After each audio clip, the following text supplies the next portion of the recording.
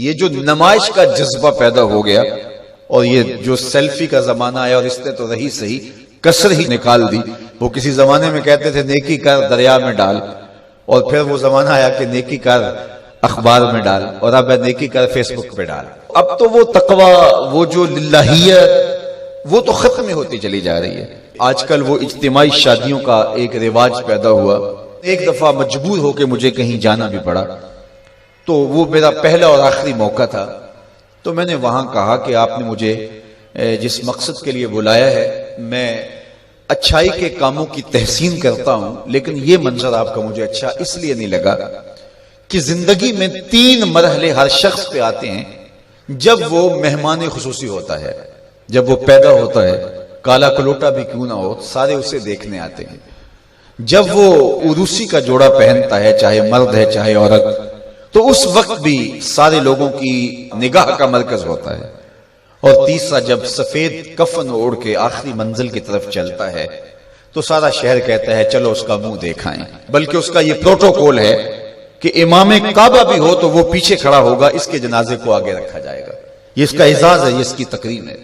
وقت کا غوث بھی ہو تو وہ بھی پیچھے کھڑا ہوگا، اس کا جنازہ آگے رکھا جائے گا. یہ اس کا اعزاز ہے. تو میں نے کہا یہ 3 موقع ہوتے ہیں کسی کمزور سے کمزور، غریب سے غریب، عاجز سے عاجز شخص کے لیے بھی عزت کے. اور آج آپ نے ان سے یہ موقع بھی چھین لیا کہ اسٹیج کے اوپر مخیر حضرات بیٹھے ہیں اور ایک قطار میں بیٹیاں بیٹھی اور ایک قطار میں جو ہے وہ دلہے بیٹھے ہیں، اور ان سب کے رشتہ دار سامنے باراتی 20-20 40-40 لوگ آئے ہوئے ہیں. تو ان سب کی غربت کا ہم عملاً مذاق اڑا رہے ہیں. آج یہاں میں کسی کے چہرے کے اوپر خوشی نہیں دیکھ رہا. اگر مسکراہٹ ہے تو وہ مصنوعی مسکراہٹ ہے. کاش کہ ان کے ماں باپ کے گھروں میں جا کر کے تنہائی کے اندر ان کی مدد کرتے اور یہ بیٹیاں اپنے گھر سے نکلتی اور ماجرا ہوتا. اب ان کی غربت کا گواہ آپ نے کتنے لوگوں کو بنایا، اور صرف اپنے اشتہار کے لیے. تو یہ مزاج پیدا کریں، عزت نفس نہ کسی کی مجروح ہونے دیں. سب سے قیمتی شے انسان کی عزت ہوتی ہے. کبھی آپ نے دیکھا ہو بارش پڑی ہو اور کیچڑ ہو اور کوئی بندہ پھسل کے گر جائے تو وہ بعد میں دیکھتا ہے کہ مجھے چوٹ آئی ہے کہ نہیں، پہلے یہ دیکھتا مجھے کسی نے دیکھا تو نہیں. اس کا مطلب یہ ہے اس کو اپنی جان سے عزیز اپنی عزت ہے. تو مت کسی کی عزت پہ انگلی اٹھائیں، مت کسی کی تذلیل کا سبب بنے، مت کسی کی رسوائی کا ذریعہ بنے.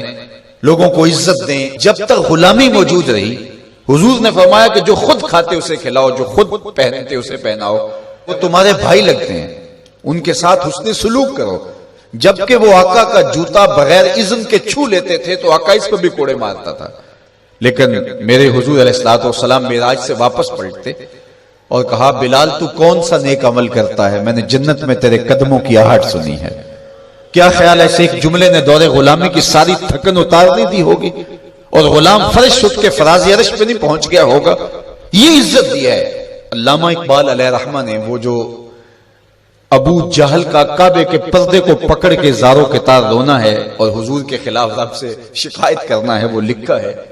تو اس میں جو شکایتیں لگاتا ہے ابو جہل کعبے کے غلاف کو پکڑ کے، تو اس میں ایک شکایت یہ لگاتا ہے کہ از محمد سینہ ما زار زار، ہمارا سینہ بڑا دکھی ہو گیا ہے، اس شخص نے تو ہمارے نظم کو خراب کر دیا ہے. با غلام خیش بر یکخان نشست.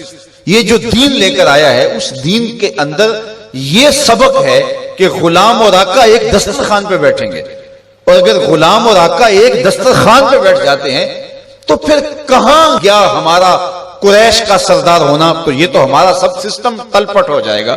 لیکن میرے حضور یہ دین لے کر آئے تھے، انسان کی بنیادی عزت کو بحال کرنا تھا.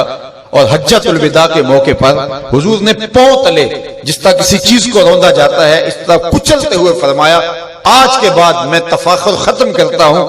کسی عربی کو اجمی پر، کسی اجمی کو عربی پر کوئی فخر نہیں ہوگا، کوئی فضیلت نہیں ہوگی، نہ کالے کو گورے پر اور نہ گورے کو کالے پر.